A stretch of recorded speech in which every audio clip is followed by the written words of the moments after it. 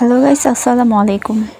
তো আজকে কি করব বুঝতে পারছি না, কি দিয়ে শুরু করব। তাই আজকে একটা দেশি মুরগি ঝোল করব, সেটাই আজকে আপনাদের সাথে শেয়ার করছি। এখানে আমি কিছু পেঁয়াজ লাল করে নিয়েছি, এখানে রসুন বাটা দিয়ে দিচ্ছি, তার সাথে আরও দিয়ে দিচ্ছি আদা বাটা। এই তো এখানে কিছু হলুদ গুঁড়া, মরিচের গুঁড়া, ধনিয়ার গুঁড়া, আর এখানে স্বাদ মতো লবণ, আরও দিয়ে দিচ্ছি গরম মশলার গুঁড়া, জিরার গুঁড়া। তো এখানে আবার দিয়ে দিচ্ছি গরম মশলার গুঁড়া। দিয়ে মশলাটাকে আমি ভালো করে নেড়ে চেড়ে মিশিয়ে নিয়েছি। এখন মশলাটাকে আমি কষিয়ে নেব যতক্ষণ না পর্যন্ত মশলা থেকে তেলটা ছেড়ে আসছে।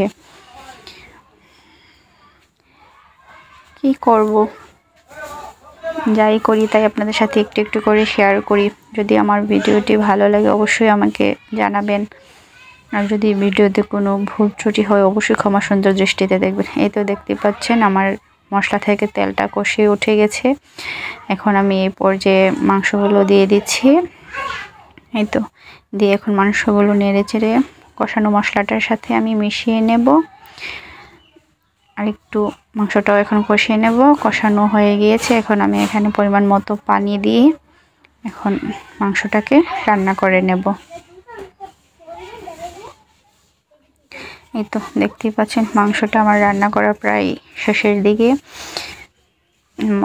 ঝোলটা অনেকটাই পরিমাণে টেনে আসছে, দেখতেই পাচ্ছেন মাংসটাও সেদ্ধ হয়ে গিয়েছে। এখন আমি এটাকে নামিয়ে নেব। দেখতে পাচ্ছেন এরকম মাংসটা সিদ্ধ হয়ে আসছে এবং তেলটাও মাংসটা এসে ছেড়ে আসছে। যদি আমার ভিডিওটি ভালো লাগে তাহলে অবশ্যই একটা লাইক, কমেন্ট অ্যান্ড শেয়ার করবেন, চ্যানেলটি সাবস্ক্রাইব করবেন। আর যদি ফেসবুক পেজ থেকে দেখেন অবশ্যই আমার পেজটি